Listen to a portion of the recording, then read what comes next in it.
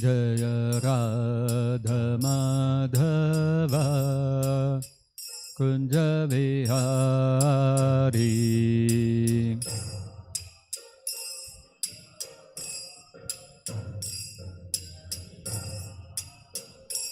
जय गोपी जन वल्लभा गिरिवरधारी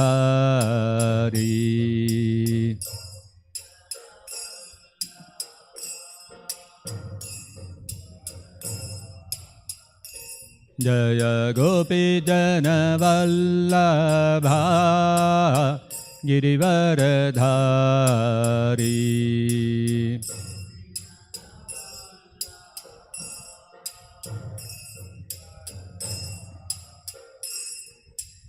यशोदनन्दन व्रज जनरञ्जना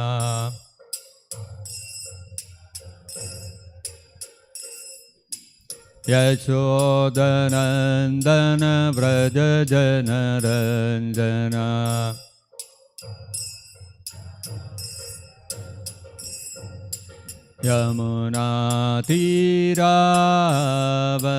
यमुनातीरावनचारी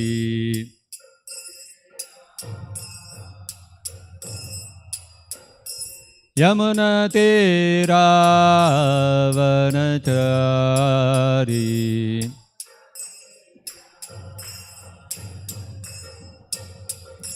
जय राधा माधवा कुंज विहारी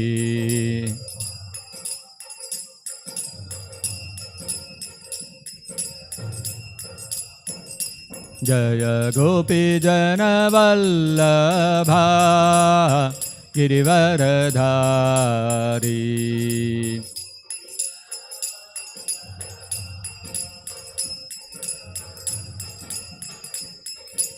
यशोदनन्दन व्रज जनरञ्जना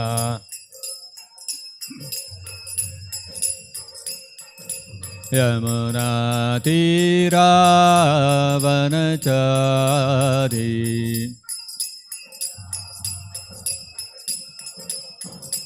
यमुनातीरावनचारी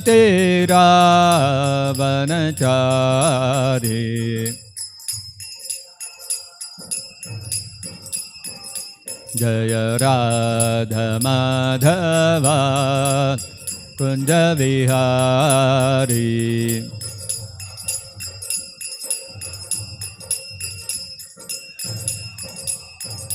जय राधा माधवा कुंज विहारी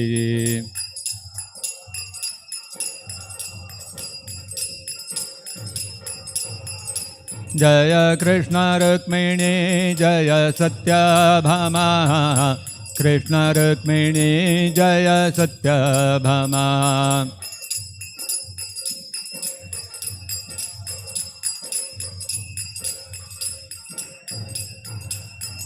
जय कृष्ण बलराम जय कृष्ण बलराम कृष्ण बलराम जय कृष्ण बलराम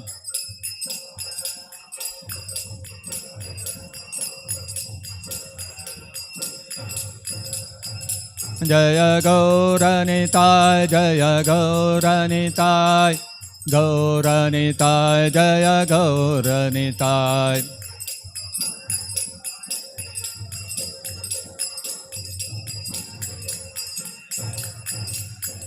जय जय Prabhupada Prabhupada Prabhupada Prabhupada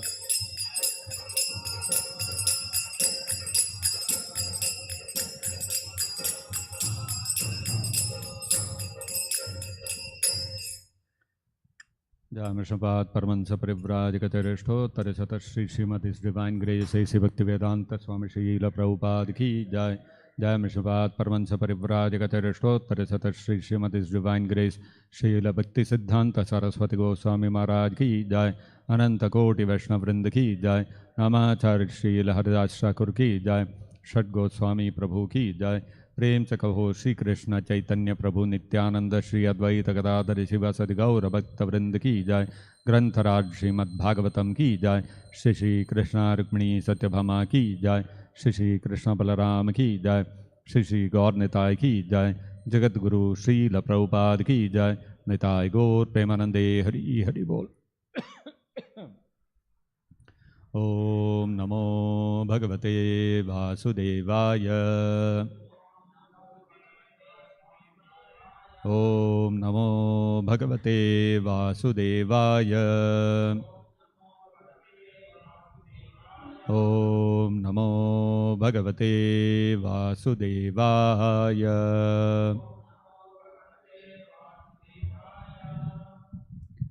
Reading from Srimad-Bhagavatam, Canto 3, Chapter 24, the renunciation of Kartama Muni. Text number 36. Etat me janma loke asmin. Etan me janma loke asmin. Etan me janma loke asmin. Mumukshunam durasayat. Mumukshunam durasayat. Mumukshunam durasayat. Prasankhyanaya tattvanam. Prasankhyanaya tattvanam. Prasankhyanaya tattvanam. Sammataya atmadarshane. Sammataya atmadarshane. Sammataya atmadarshane. Etan me janma lokesmin. Mimukshunam durachayat. Prasankhyanaya tattvanam. Sammataya atmadarshane. Etan me janma lokesmin. Mumukshunam durachayat. Prasankhyanaya tattvanam. Sammataya atmadarshane.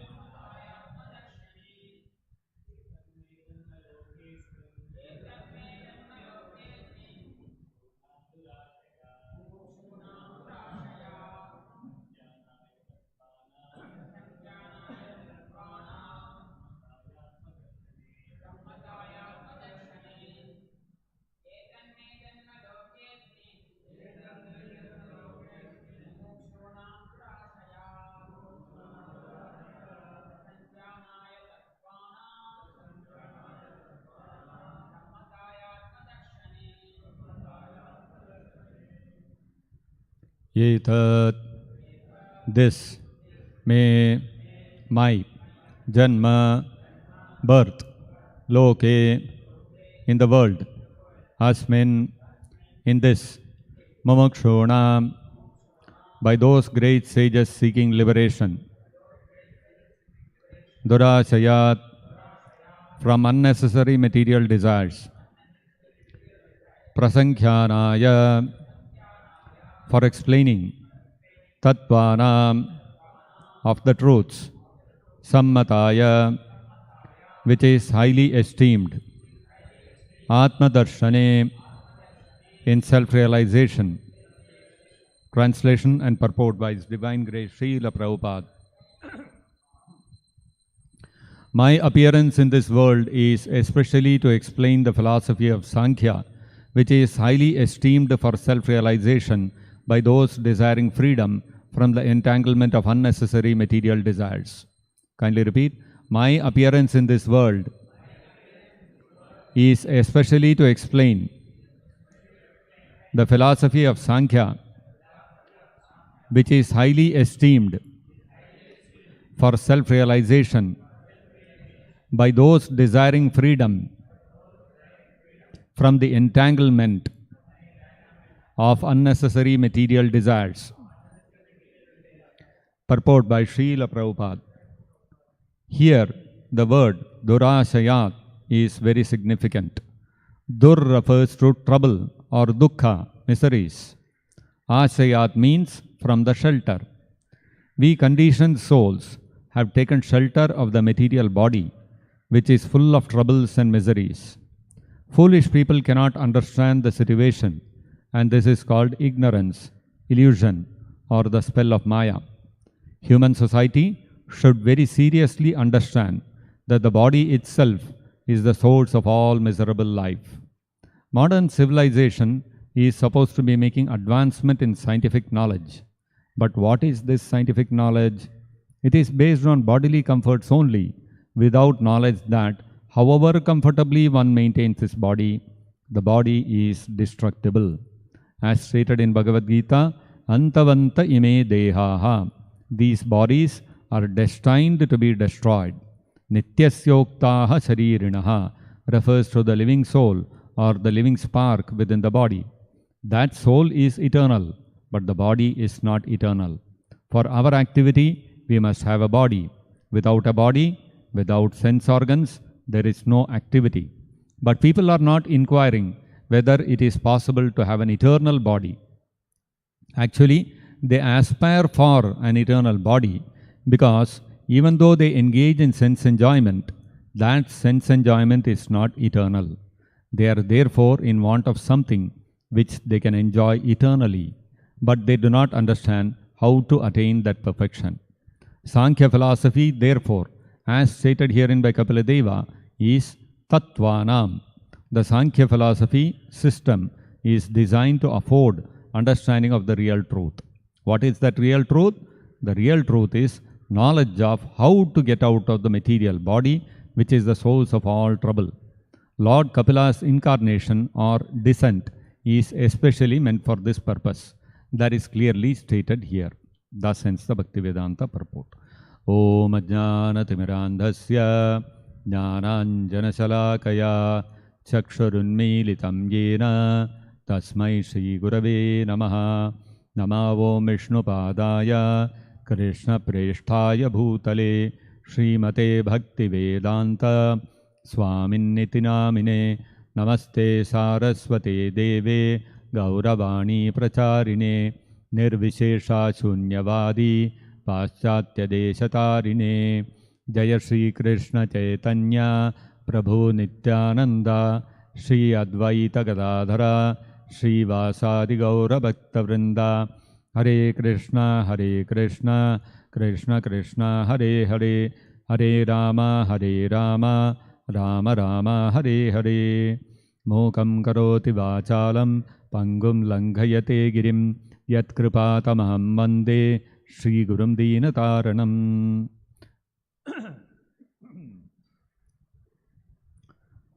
About 3 or 4 days back,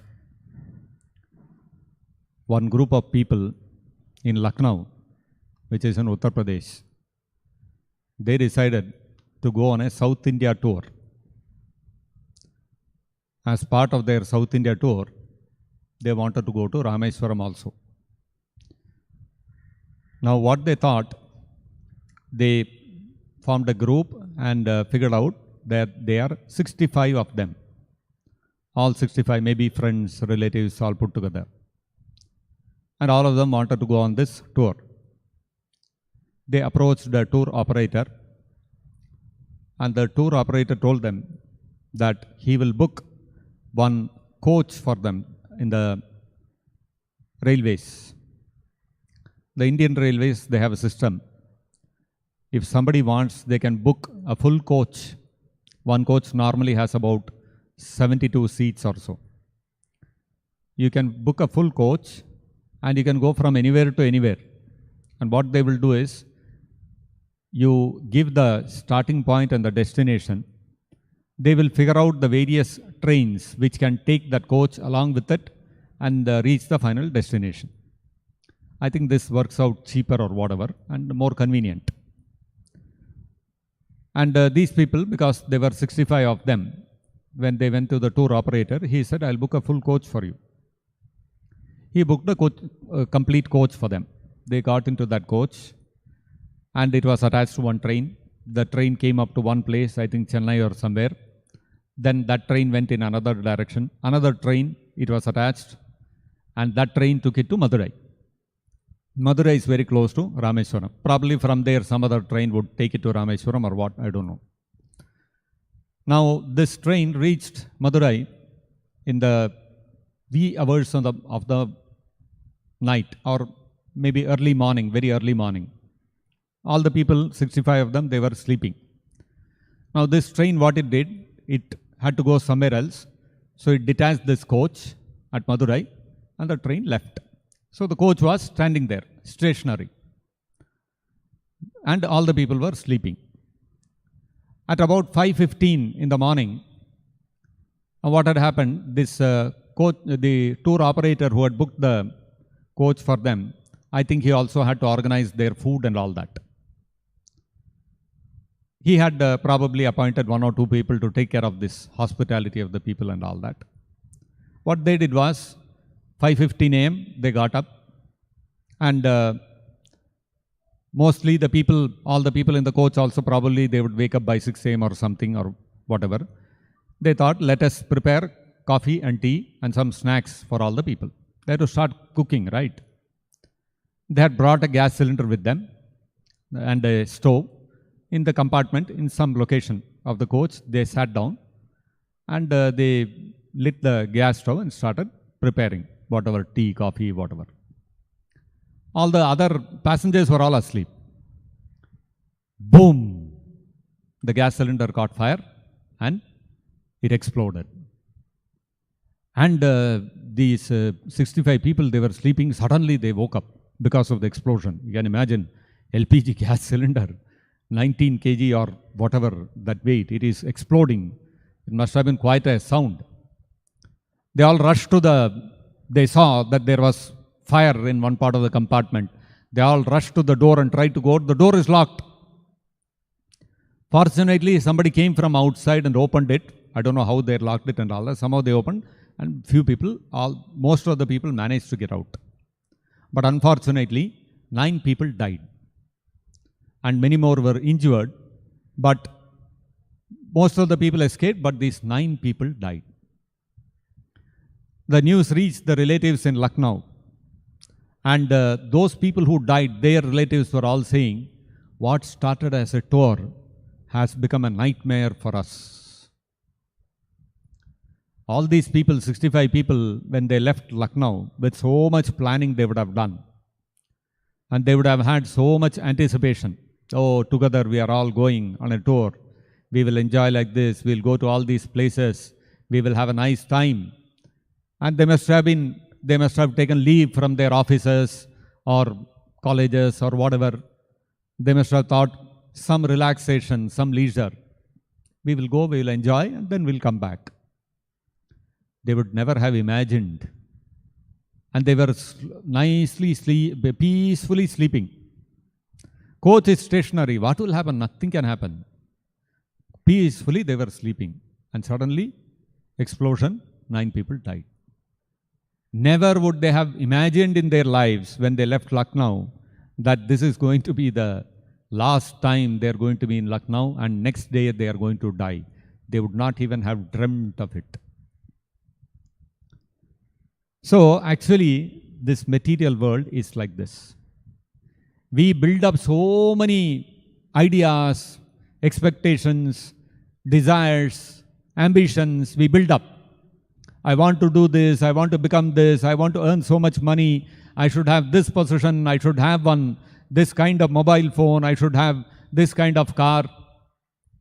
Whenever Apple releases a new model of iPhone, you'll find outside the Apple stores, people queuing up from the previous night. In the United States, it's like that. Whenever Apple releases a new model of the iPhone, if you go outside the Apple store, it will be like people standing in railway station in India to book Tatkal. Like that, people will be standing. So there also this phenomenon is there. So people desire, I want to buy that iPhone. Who knows whether we will be alive the next day or even the next moment or even the next 1 hour, whether we'll be alive, nobody knows. But we have so much confidence So much confidence we have that no, I'll continue to live. Therefore, I should get this phone, I should get this car, I should have this kind of house, I should have this kind of girlfriend, I should have this kind of husband, I should have this kind of wife, I should have this kind of children, I should have this kind of job. Now I've got this, I'm a manager in this company. Now within the next 2 years, I have to do hard work and become a general manager. And then another 3 years, I'll become the CEO of the company. So many things we build up. We build up our expectations and we plan our life so nicely, career growth path and all these kind of things. But reality, nobody can be certain when they will be dying. Just like these people, when they set out from Lucknow, they would all have made so many plans. On this date, we'll reach this place at this time. From here, we'll go and see this place. From there, we will go here. They would have made a full schedule, itinerary. And when they left Lucknow, they would have gone with the full conviction that after 4 or 5 days, whatever number of days their tour was, we'll be coming back here. But no, life had other plans. So that our confidence in our tenure within by Prahlad Maharaj in the 7th canto of the Srimad-Bhagavatam in the 5th chapter. When Prahlad Maharaj became about in Swargaloka, because he was already in Swargaloka, he decided that his son Prahlad would have to learn in the Gurukula of Shukracharya. Shukracharya is the chief priest of the demons. He was sent to the school of Shukracharya, and Shukracharya's 2 sons, Shanda and Amarka, they took personal charge of Prahlad Maharaj to teach him. They would teach him politics, how to do diplomacy, how to cheat others, how to economically advance. All these things they would teach Prahlad Maharaj. But Prahlad Maharaj was a great devotee. He never bothered about these things. But he was silent. He wouldn't say anything. Simply he would hear from this ear and leave it out this way. After a few days, Hiranyakashipu called for Prahlad Maharaj. And Shri Krishna Rukmini Satyabhama ki jai. And when Prahlad Maharaj came before him, he lifted him upon his lap. Small child, 5-year-old child, isn't it? And very affectionately he asked the child, "Oh my dear son, what is the best knowledge that you have learnt of? Can you tell me?" You know, small children, when they start going to school, parents naturally ask, or relatives also, when they come, they ask, "Oh, so you are going to school. What are you learning? What do you like most? Which subject do you like?" etc. Isn't it? Like that, Hiranyakashipu also asked. Prahlad Maharaj immediately replied, "My dear father," he didn't say father, "my dear best of the asuras, you have fallen into this deep, dark well of family life. Give this up, go to the forest, worship Hari." Hiranyakashipu's response, Jahasa, he laughed. And he said, "What is this? My son, a small kid, Bala, his mind, Balasya Buddhir, his mind has been, his intelligence has been polluted by the other fellows, the other camp, our enemies, meaning the Devatas. So he told his servants, take good care of him, ensure that these things don't repeat." And he sent him off. Prahlad Maharaj went back to school, and Shanda and Amarka heard, like this it happened. And Hiranyakashipu, fortunately, he didn't get angry. He just laughed it up, "But you better be careful." Shanda and Amarka were alarmed. "We never taught our boy all this worshipping Hari and all this. What is this nonsense he is talking? We have been so secular in our academics." But this fellow, where did he learn all these things from? So they called Prahlad Maharaj and told him, "My dear boy," very nicely, children, if you want to make them say something, first you try very sweetly talking to them and like that. Very sweetly they spoke to him. "My dear child, we never taught you all these things. Where did you learn all these things from?" So Prahlad Maharaj, where did you learn all these things about devotional service? Hari is our enemy. Why are you talking about him like that? Prahlad Maharaj started speaking very high philosophy. That one who sees, this is my friend, this is my enemy, all in bodily concept of life. 5-year-old kid, he started preaching to his teachers. So these people, these two, they were shocked. And they said, how have you become attracted to Hari like this? Look at all your friends, no, they are not like you. They are so nicely engaging in diplomacy, cheating, all these things. They are learning. Why don't you also be like them? No, why? How have you become attracted to Hari when none of your friends are like this? Prahlad Maharaj said, if you bring a piece of iron in front of a magnet, it will helplessly move and attach itself to the magnet. You cannot prevent it. This is very natural. Like that, my mind is also attracted to Hari. I cannot help it. Shanda and Amarka became livid. Oh, this fellow, Vishnu is the axe to cut off the demons like Hiranyakashipu, and this boy is becoming the wood to become the handle for that axe. So we will teach you what, if you do like this, what will happen? And they started chastising him. They started, threatening him and all these kind of things. Prahlad Maharaj, what he can do? He silently bore everything. Few more days went by. Then again Hiranyakashipu called for Prahlad Maharaj. Shanda and Amarka brought Prahlad Maharaj. So this time they were a little in trepidation. What is going to happen? So they first took him to his mother.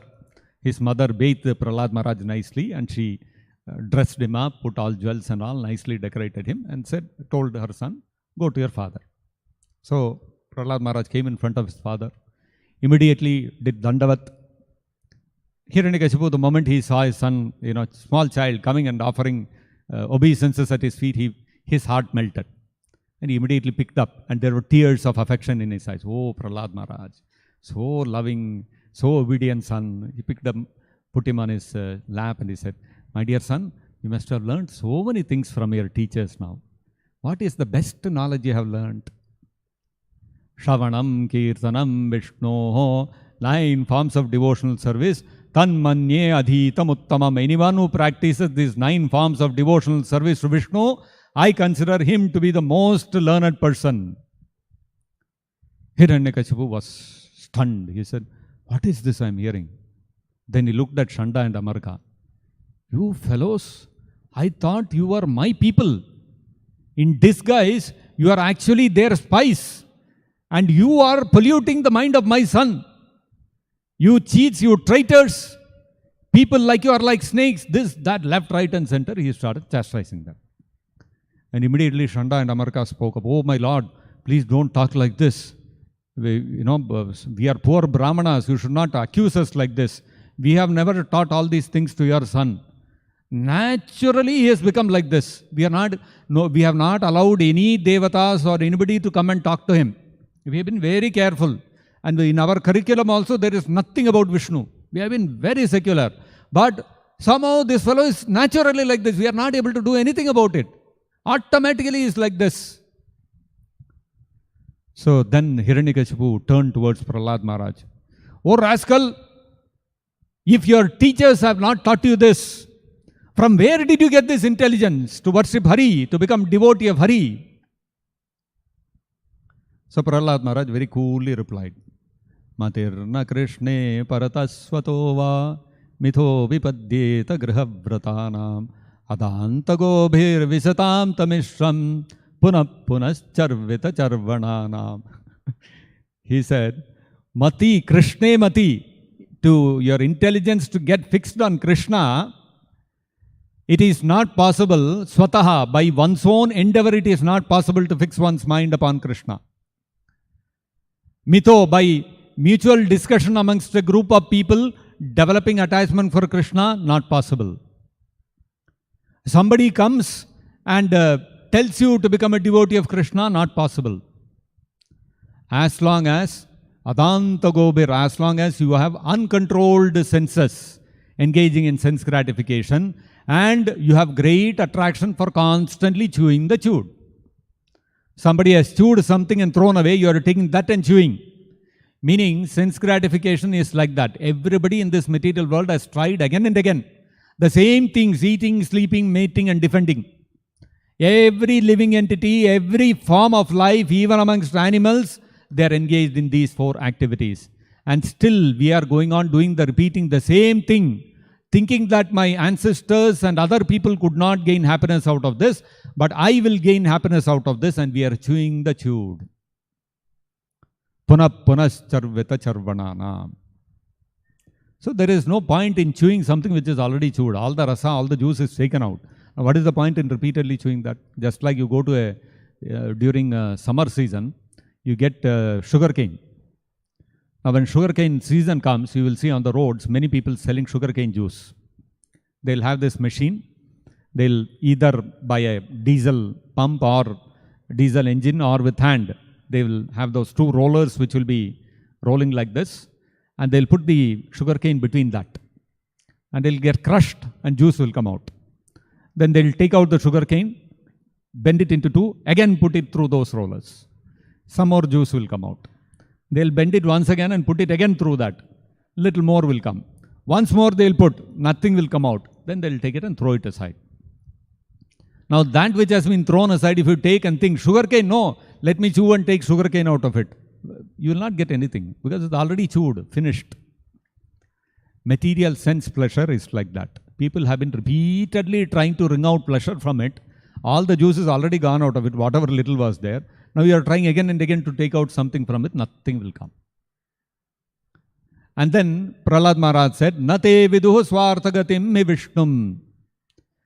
So these people, they do not know that the real self-interest is not the sense gratification, chewing the chewed. What is the real self-interest? Self-interest is to serve Vishnu.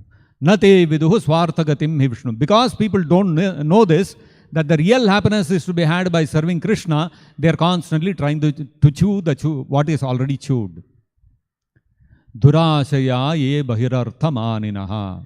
Bahirartha maninaha. Maninaha means they are giving great respect. Bahihi, for the external energy of Krishna, they have great respect. Meaning these people, they give great value to economic development, material sense gratification, and all kinds of material endeavors to make our life in this material world very comfortable. The advancement of science, technology, these things are given great respect in this material world. We can see some small discovery in science, everybody will be, give them this award, that award, congratulations will pour in from all over the world. Why? Because people value advancement in science and technology very highly. And some government comes to power, few years they are in power, and suppose the economy develops very well. Then they will, when the next election comes, they will go and tell all the people, you see, before we came to power, this was the per capita income. Now, in the last 5 years, in the last 10 years, per capita income has doubled. So we have done so much economic development for the country, and people will be very happy. Yes, yes, they have done such good things. Let us vote them back to power. Bahirartha maninaha. People have great value for these kind of external things. Why? Because durashaya. The same word is used here. Durashaya. Because they have taken shelter of the body. They have taken shelter of this body as the all in all. They don't understand that this body is duhu. Duhu means it is the source of all dukkha. Durashaya. So this body is actually the source of all distress. But we have taken shelter of this body, thinking that this body is going to give me pleasure. This body, in this body, I'll be there eternally. All these people, when they boarded the train, they were thinking, I will live eternally.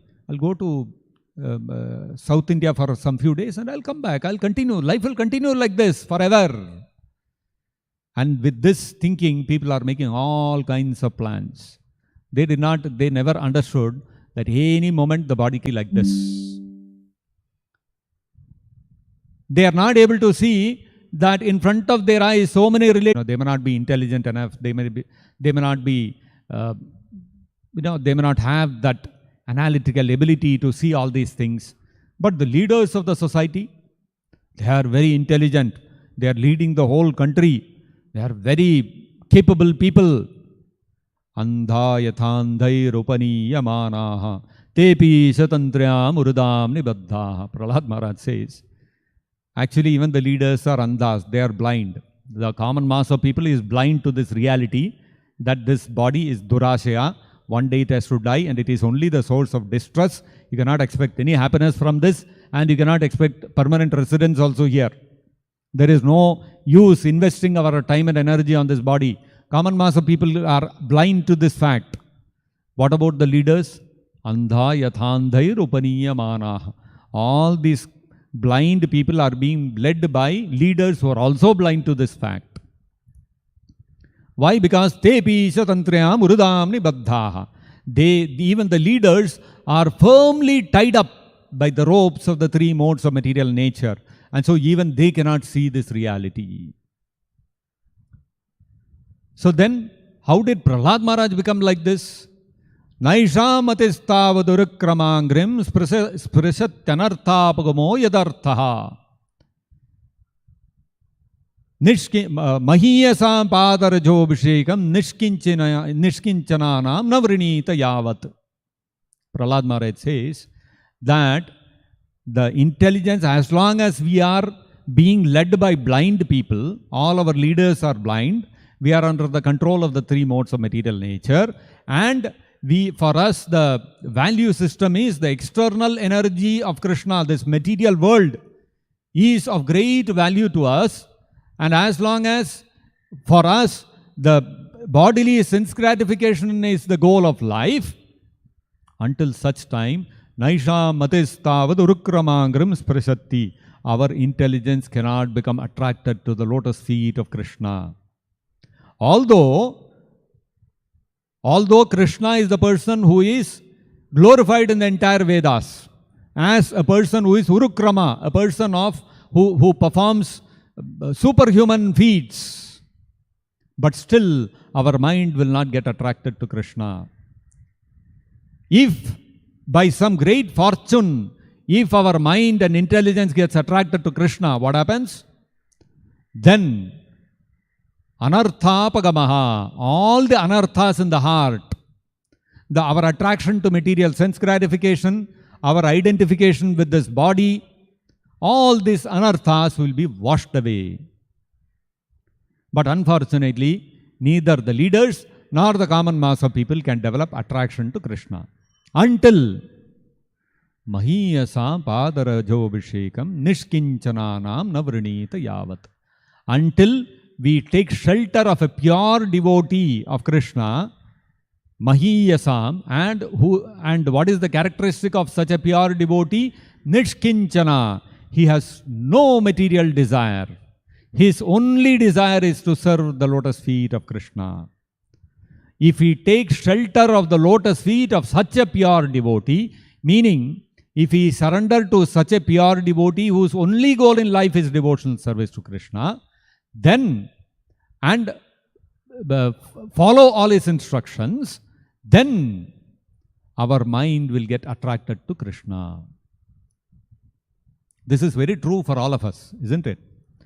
Before we came in touch with Srila Prabhupada, we knew about Krishna, most of us being Indians, Hindus. All of us knew about Lord Krishna, and I am sure all of us would have visited temples of Krishna in our life before we came to Krishna consciousness also. Many times, many temples we would have gone. I remember in my childhood, regular feature, every year we used to go to Guruvayur, to which is Krishna temple, to Udupi Krishna, to Tirupati Balaji. So many Krishna temples we would visit, but there was no attachment to Krishna's lotus feet. Just like we would go to other Devata temples also, we would go to Shiva's temple, Ganesha's temple, we would go to all these temples. Along with that, Krishna's temple also we would go. But mind was never attached to Krishna's lotus feet until we came in touch with Srila Prabhupada's instructions.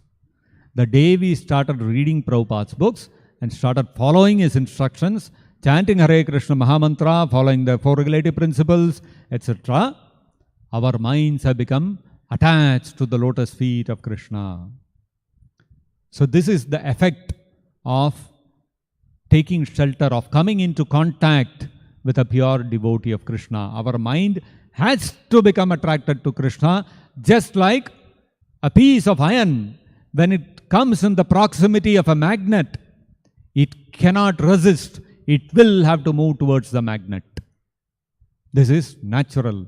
Our minds have become like that. We cannot live without chanting our 16 malas of Hare Krishna mantra every day. We cannot live without having darshan of the Lord every day. We cannot live without having prasadam every day. We cannot live without hearing Bhagavatam every day. We have become like that. How? Because of our contact with a pure devotee. Mahiyasam pada rajobhishekam. We have out of some great fortune, we have achieved the blessings of the dust of the lotus feet of Srila Prabhupada. So, until one comes in touch with the lotus feet, with the dust from the lotus feet of a pure devotee, one cannot become free from durashaya. So, that is why Kapila Deva is also saying that he has appeared especially for what? Mukshunam durasayat. To provide freedom for those desiring freedom from the entanglement of unnecessary material desires. Mumukshunam durasayat. Either we have to take shelter of the lotus feet of the Supreme Personality of Godhead Himself directly, like Kardama Muni could do that. Arjuna could do that. Why? Because they were highly exalted personalities. But we are not qualified enough to directly approach Krishna. Then, what is the hope for us? Our only hope is Mahiyasam pada rajobhishekam. We have to take shelter of the dust of the lotus feet of a pure devotee. By that, what will happen? Durasaya ye bahirarthamaninaha. All our durasha, all our dependence, all our shelter of this material body, which is actually the source of all distress, we will be able to give up that shelter and we will be able to take the shelter of the lotus feet of Krishna. So this is the effect of taking shelter of the lotus feet of a pure devotee or of Krishna directly. Kardama Muni, because he was an exalted Mahayogi, he could directly surrender unto the Supreme Personality of Godhead's incarnation, Kapila Deva. And Kapila Deva specifically, he descended, Etanme janma lokesmin mumukshonam durasayat. He specifically descended to liberate those desirous of getting that liberation from durasayat, from unnecessary material, entanglement of unnecessary material desires, by taking shelter of the material body, which is nashvara, which is destructible. And for that, what did he do? How did he achieve that? Prasankhyanaya tattvanam. By explaining the philosophy of Sankhya, Kapila Deva, liberated the people from durasaya, from their attachment to this material body. Similarly, Prabhupada also, he has also liberated us from durasaya. How? By explaining the philosophy of Krishna consciousness. Isn't it? We all read Prabhupada's books, and when we read Prabhupada's books, it hits us like a truck is hitting us. Oh my God, this is the truth. Death is so certain in our life, but I could never see it in front of my eyes. When we read Prabhupada's books, it strikes us. Birth, death, disease, old age, these are the fundamental problems of life. These were there always in front of our eyes, but it never struck us. When we read Prabhupada's books, oh, what a reality this is. I never knew this. So how does this come? Because when Prabhupada, when the pure devotee explains the philosophy to us, then we are able to see the truth. Om ajnana timirandasya jnananjana salakaya chakshur unmilitam yena. The truth is right there in front of us, in front of everyone in this world. But nobody is able to see it because our eyes are tightly closed and we are sitting in a deep, dark room of ignorance of this material body, that I am this body. And what did Prabhupada do? Prabhupada lit the torch of knowledge and opened our eyes to that knowledge. And because of that, Durasaya, mumukshunam durasaya. We have given up our shelter of the body. Therefore, because we have given up the shelter of the body, we are not interested in career, saving up money for my future, having a family so that in my old days they can take care of me. We have no concerns about all these things. I'm sure all of us, our friends, will be in the material world. Whomever you know, they will all be working hard, they'll be earning money, they will have a family. You are the only odd person out. Now, if there were to be a get-together of all your old friends, and you go there in dhoti, kurta, tilak, shaved head, the friends will all look at you. What is wrong with this fellow? This fellow has gone mad.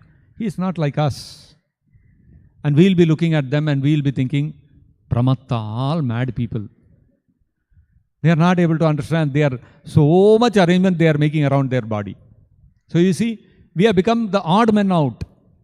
All our friends, they have gone in one direction, we have gone totally in the opposite direction. They have got their families, they have got children, they would have a job, everything. And we are carefree. No job, no money, no salary, no bank balance, no bank account also. Now if you go and meet your friends, they will, you ask them, what are the arrangements you have done for your retirement? Oh, I've saved this much amount of money in this mutual fund. I put this money in this shares. I bought this, I made this investment, that investment. And then he asks you, so what have you done? I've closed my bank account, wiped off all the money, finished. That's my preparation. You'll be shocked. What is wrong? You have gone completely mad. You don't have a job? No. Well, you don't get a salary? No. You don't have any savings? No bank account also. Where saving will come from? People cannot imagine these things. This is a very big luxury, which only mumukshunam, those who are desirous of liberation from durasya, from the shelter of this material body, only such people can have the luxury, this kind of luxury. And that is possible only when you take shelter of the lotus feet of Krishna. So therefore, we should not become durasya, we should not take shelter of the body which is only a source of distress, as Prabhupada is saying in the purport. On the other hand, we should take shelter of the lotus feet of Krishna, for which purpose he himself descends personally, or he incarnates like Kapila Deva, or he sends his pure devotee like Srila Prabhupada to specifically give us that shelter and freedom from durasya. So I'll stop here. If there are any questions or comments, we can discuss.